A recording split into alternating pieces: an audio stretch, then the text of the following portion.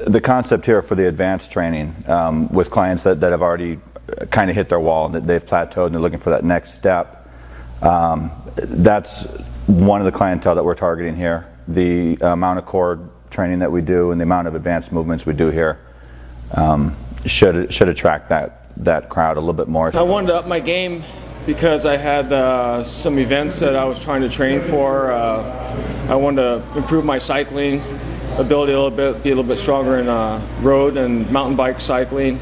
We'll look around the gym and you see it's not a normal gym. We have climbing ropes, we have peg boards, do work with tires, and a lot of kettlebell, a lot of dumbbell. We still have the average equipment, the multi-jungle. We'll still do conventional bench press, we'll do the squats, we have a plyo swing. So there's a very broad array of fitness equipment. And that allows the flexibility with the client to continue to change up the workouts, to change up the exercises, and to confuse the body. And people are getting more familiar with the term muscle confusion now with some of the other infomercial programs that are out there. And muscle confusion is a true thing, and it is what you want to do.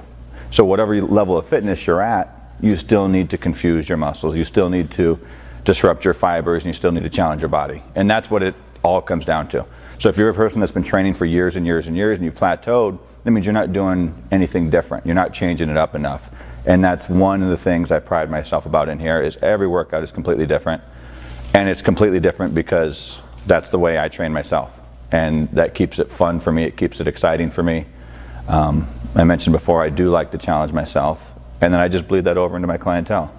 And I guess that's part of why I say the advanced fitness person is going to be drawn here, because they kind of have to want that challenge too. Otherwise they're going to be force-fed it, and that won't last for so long. But if they enjoy working out and they enjoy results, if that's enough to motivate them, then it works fine.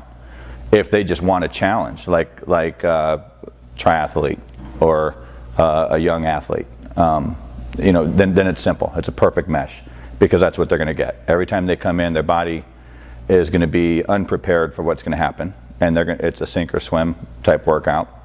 And if you're willing to do the work, then you will swim, and you're going to get great results. I've entered into quite a few cycling races throughout the year, and even done some stage races this year. With Tour de Gila was a 4-day stage race, and then Iron Horse was a 3-day stage race. And also I've increased my mountain bike game quite a bit, where I've now at a state level I think I've got a championship wrapped up for my category and my age group. So this weekend is the finals, and I pretty much already got the points to where I could not race and still get the title for the state this year. But I also probably have wrapped up, if I finish in the top levels this weekend, I might have the Cactus Cup, which is an overall point status for all of Arizona and all age groups, all categories. So it's quite an achievement.